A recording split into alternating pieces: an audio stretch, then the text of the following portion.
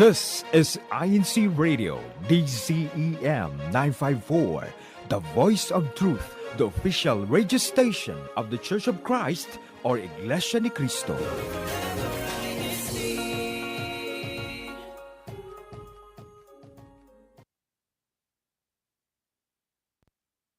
You're listening to INCRadio. Broadcasting live from Chicago, Illinois. DZEM 954 AM station. Here to bring you great conversations about faith, people, places, culture, and recent events all around the district. Join us on YouTube at INCRadio.org. Hello, Northern Midwest and the rest of the world. It's time to get this show started.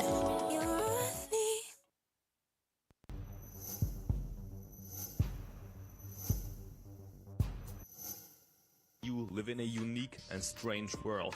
We humans are so advanced that we've shaped the world around us using technology. And since the beginning of the information age, and especially since the 2000s, our own bodies are being flooded by artificial impressions. The rapid advancement of technology in the last 2 decades has drastically changed how billions of people live and communicate. Internet and social media use have surged, with almost everyone having a smartphone, computer, tablet, and spending time online, posting and communicating. However, does this technology pose risks to individuals and families? What should parents be cautious about regarding their own and their children's interactions with social media and online activities? I'm Bob Pauline. Let's go to the Bible's responses to these questions today, right here on the Iglesianicristo International Edition. And joining us today in this very important discussion, Brother Donald Pinnock in Toronto, Canada, Brother Marvin Adriano in Paris, France, and in island of Saipan, Brother Julius Malabanan from Saipan in the Northern Marianas Islands. Hello, brothers, and welcome to our program. Happy day, Brother Bob. Hello, How are Brother you? Bob. Thank you for having us. Thank you all for being here and contributing to this important discussion about technology. So let's get right into it, brothers. First of all, we all know that, and what's been noticed concerning the accelerated development of technology, no one can live on this planet, right, without noticing how fast technology is advancing. Let's go around the world. First, Brother Donald, let's go to you in Canada. What have you noticed up there? Well, Brother Bob, before I answer your question directly, please permit me to read an excerpt from an online article. And the article is entitled, "The Impact of Rapid Technological Change on Sustainable Development." And the website can be seen on the screen. Recent decades have seen a dramatically accelerating pace in the development and adoption of new technologies, even though various gaps persist in terms of adoption in different parts of the world, especially in the least developed countries. This rapid technological change is affecting almost every area of the economy, society, and culture. Please note, dear viewers, that as stated here, this rapid technological change is affecting almost every area of the economy, society, and culture. Very, very definite. Here in Canada, this is exactly what is happening, and I believe it's not just in Canada. In fact, it is all over the world. Wait a minute there. Excuse me, Brother Donald. You know, some may inject this argument, though, saying, well, that the advancement of technology, it's good, you know, including the means of communication, the social media. It's having, many would say, it's having a positive effect on people's lives. For example, students, well, they can use it to help in their studies, doing all kinds of wonderful research, right? Others would say maybe when it comes to their livelihood, the internet and social media and research capacities, it's a positive thing. So what would we say, brothers, to those who would say that this is a positive advancement in human existence? Is that true? Well, Brother Bob, not entirely. As we can glean from this following excerpt, again from an online article entitled The Influence of Technology on Family Dynamics. It says here, I quote, "A powerful tool that contemporary society uses not only to entertain, but also to communicate and educate. There is an ever-present availability to media access. However, there is an ongoing debate over whether or not the power of this influence and its ubiquitous availability yields positive or negative consequences in different aspects of our lives. One area of concern in particular is the dynamics of the American family. It was apparent that media does affect the way a family unit socializes and as a result, their relationship." So, Brother Bob, as we can understand from what we have read, even though technology, including media, is proliferating, others have observed such an advancement is affecting how a family unit socializes, and thus the relationship between family members. I think many have probably witnessed that taking place here in my family. When the grandkids visit, we always have to have those things set aside. We don't get to see them enough. So when they're there, the family's attention needs to be on one another. Is that how you're experiencing it there as well, Brother Marvin?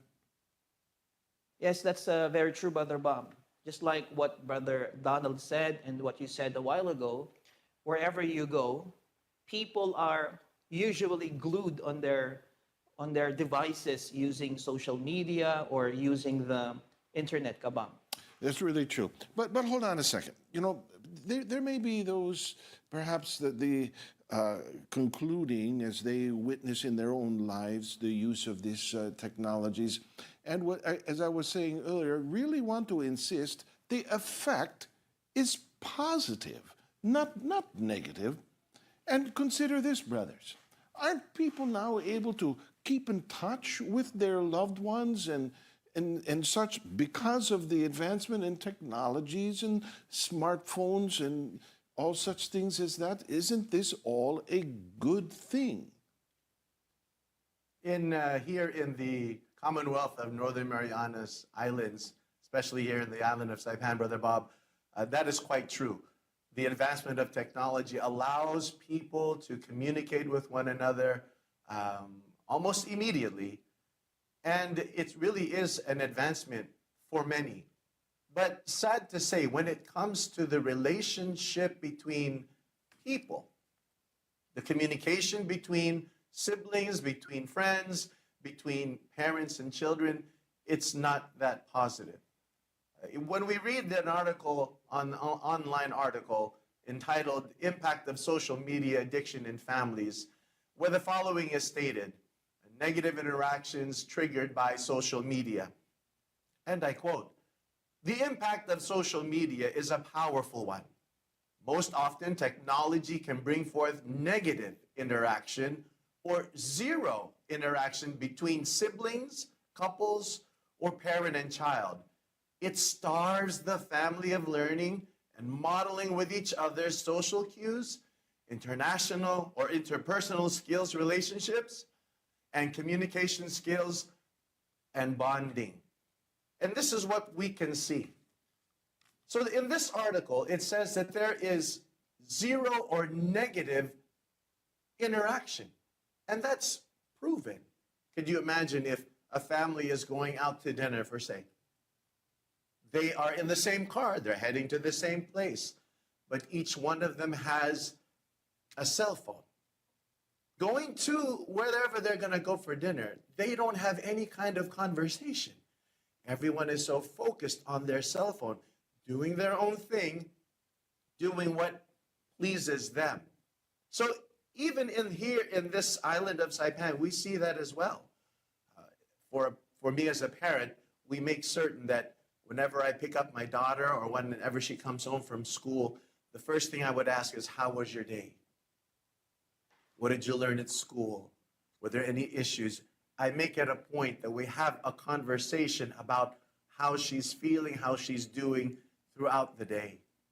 Yes, Brother Julius. And since interacting with social media is usually not a group, but rather a personal activity, this can lead to a lack of communication and interaction between members of the household, and thus weakening the bond between the family members.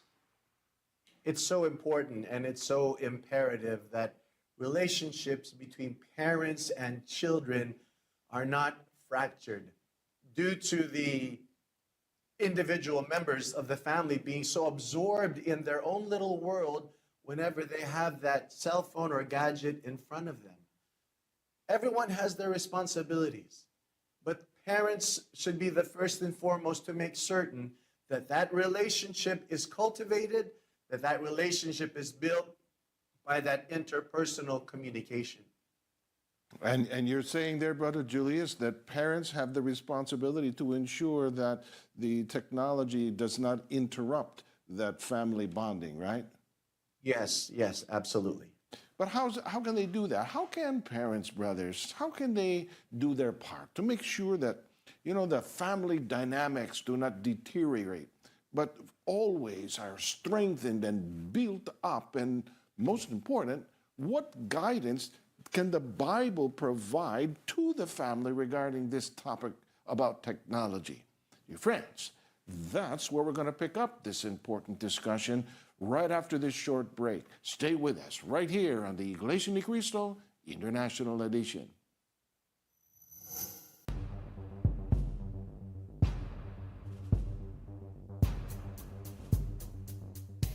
Welcome back, everyone. I'm your host, Brother Bob Pauline.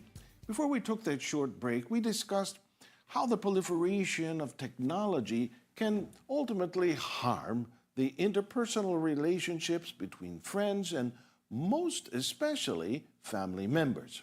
Within a household, let's go to you here, Brother Donald. Within the household, who should take the lead in making sure that online use of technology never does become detrimental to the synergy, the unity that should always be evident within the family, inside the Church of Christ, and in accordance with the teachings of God in the Holy Bible? Who's got that responsibility? Well, going directly to the answer, Brother Bob, it is none other than the parents. That's why when it comes to my family, even though my children are grown up, one of them also has their family, we try to make sure that we have that time when everybody can get away from the lure of being online or in cyberspace to actually have a relationship with, somebody who's living right there in front of you. Right. And again, when it comes to the attraction of, being online, when it comes to the internet, when it comes to social media, it is very attractive, especially for the younger generation. But it's still, when it comes to the parents, we have to do our part to make sure that while we still have the opportunity, we have that strong relationship with our children, and the children, in turn, they should learn from us. And this is substantiated by what the Bible teaches. Here in Proverbs 22, the verse is 6. If you teach children to do what is right, all during their life, they will behave in that manner.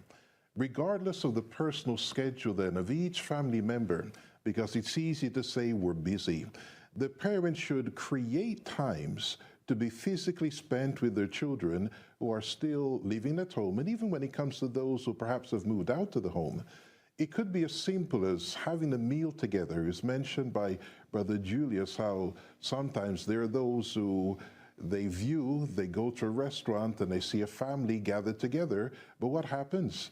While they're waiting for their meals, for example, everybody is on their phone. we should try to have a meal together with our family members without the distraction of any kind of gadget, including cell phones, tablets, or just staring at a TV screen. Or perhaps even going for a walk. There's something healthy for every family member to do. A family outing, playing board games, or just a family discussion. But the sublime goal there is to inculcate in the heart and mind of the children to do what is right, to utilize their time wisely, because sad to say, there are too many who are spending excessive time online when not necessary, when they could be doing something more beneficial for themselves or for the family. Yes, Brother Donald, so sacrifices would have to be made, including, for example, time away from using the internet. However, such occasions, Brother Donald, when all the members of the household are present, will help to strengthen the bond between family members. In fact, what we're seeing right now, brothers, is the parents sometimes, sadly, which is very sad, that they're the ones who are far more addicted in their devices than their children. Let's watch this video. Have a point. Adults are just as guilty. And the fact is, ask any kid, do your parents bring the phone to the dinner table? Do you even eat at the dinner table together? Do you have conversation, or is everybody on their phone? Or after dinner is over and it's cleaned up, what's everybody doing? Are they all like this? You know? And when you're sitting with your family, that isn't the time to be on your phone. And some parents, aware of this bad habit, that they have resorted to this to control themselves. If you're a mom, do you find yourself either mindlessly scrolling when your kids are like playing and you just have nothing to do, or binge scrolling when they go to bed? I am embarrassed by my cell phone usage. I've started locking my phone at night for like 3 to 4 hours so I can get work done, and just so I can actually be present and not just waste my life on my phone. When you lock it, it is locked for good. You can't get it out. There's no like overriding it. And it shows you the amount of time you'll have left until you can have your phone. Brothers, that video really indicates just how addicted some people can be to their devices, where they actually have to lock them up. Is there anything else, though, that parents need to do in order to nurture the bond between themselves and their children? And anything else that can be done, Brother Marvin? Yes, Brother Bob. We always consult what our Lord God says as written in the Bible.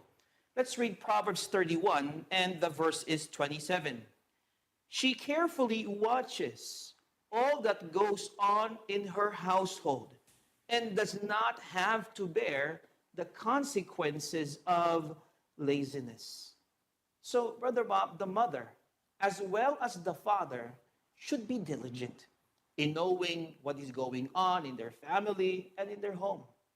Parental supervision is not just limited to knowing who our children are spending time with outside the home, but even when they are even surfing online. I agree with you, Brother Marvin.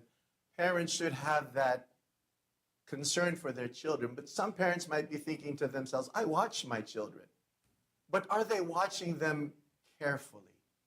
What would a careful parent be doing? They would remind their children about the time that they spend on their gadgets. Are they spending it viewing, surfing the things on the internet? Or are they using it for the benefit of their studies? Are they using their time wisely? That's why parents who carefully watch their children should put limits as to the use of the gadgets that they provide their children. If we can also add there, Brother Julius, for young children, parents can utilize the parental controls that many internet services or gadgets provide, so that unsuitable websites and subject matter can be blocked from being visited by their young ones. It's a great mistake for a parent just to give their phone or gadget to their children. And in truth, when it comes to the younger generation, they are so adept when it comes to using that kind of technology. The danger is they could be surfing anywhere.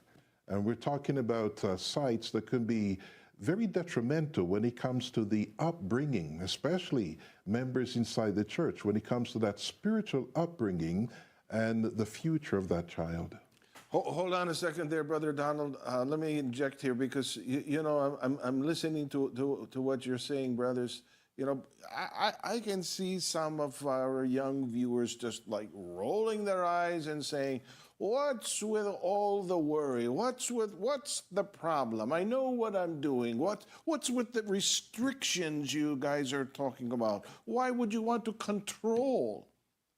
How can I ever grow up? They might say. They might say, you're taking away my independence, taking away my freedom, as when parents would restrict their children's gadget use, limiting the times and placing such kinds of parental controls. They want, it's normal.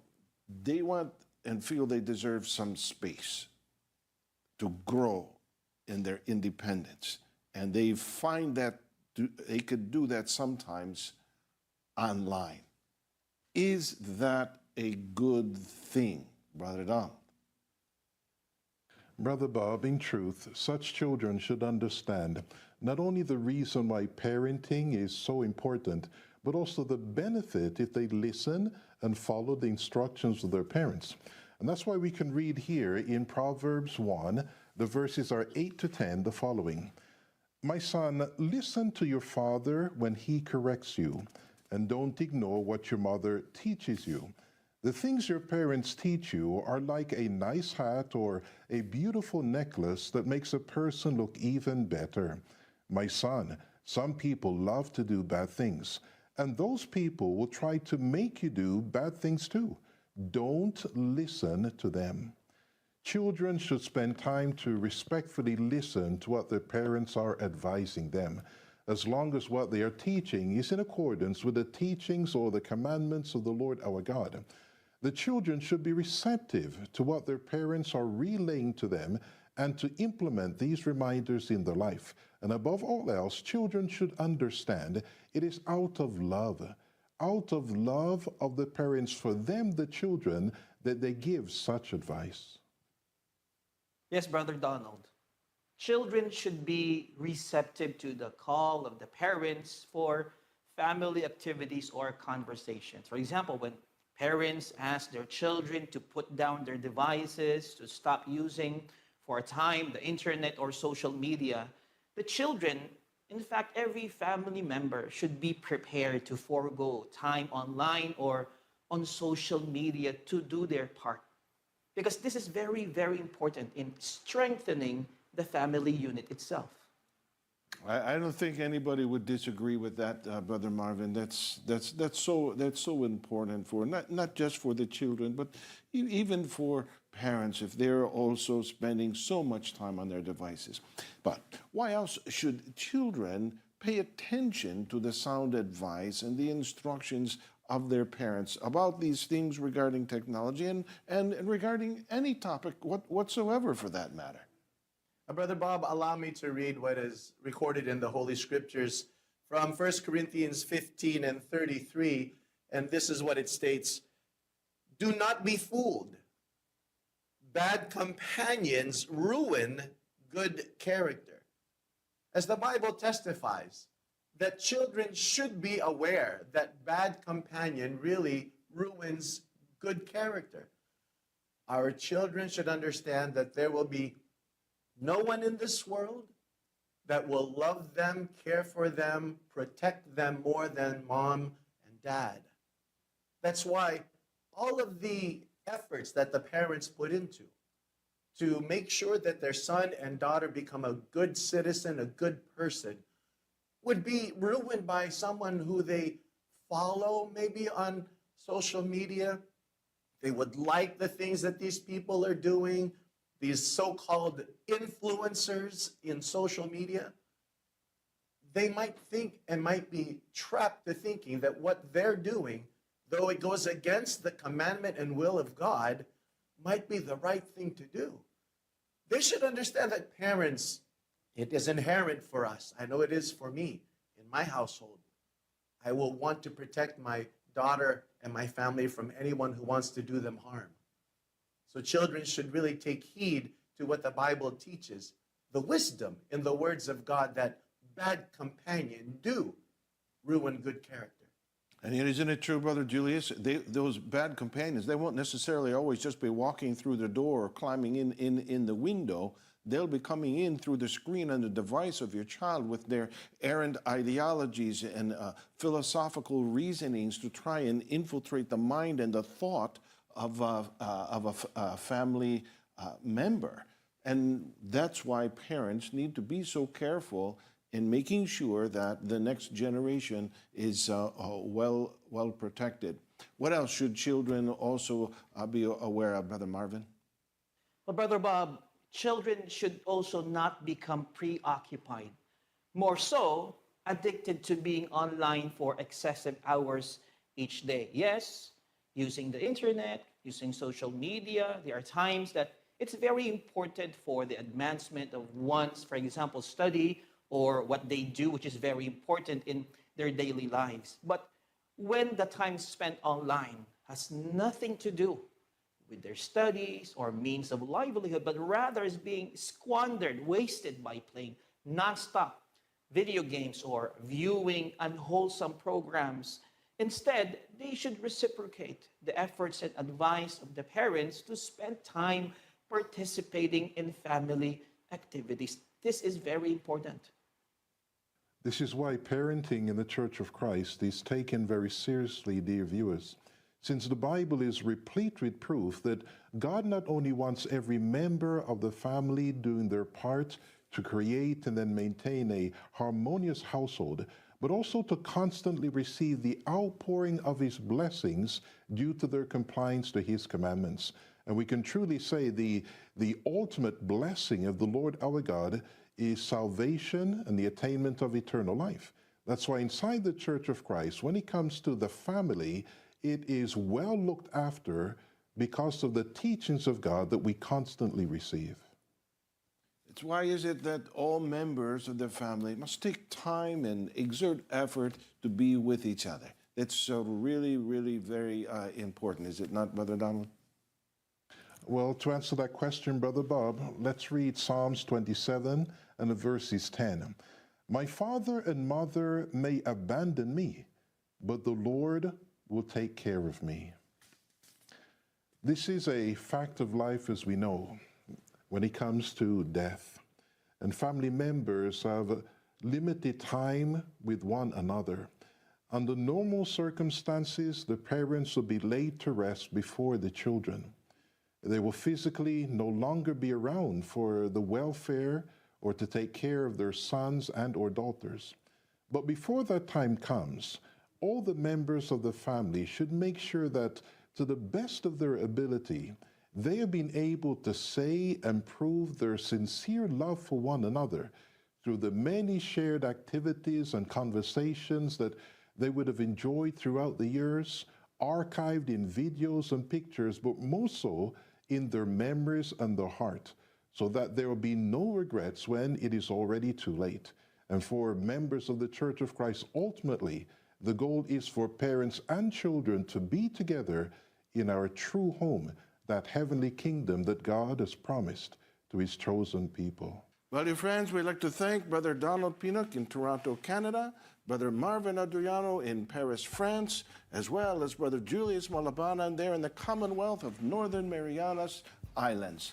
We'd like to thank you, brothers, for giving to us the Bible-based answers, so that, as the Apostle Peter said to the members of the church, always be prepared to give an answer to everyone who asks you to give the reason for the hope that you have. That's 1 Peter 3:15. Well, that does it for us here on the iglesianicristo International Edition. We hope you'll join us again next time. I'm Brother Bob Pauline. Thanks for watching.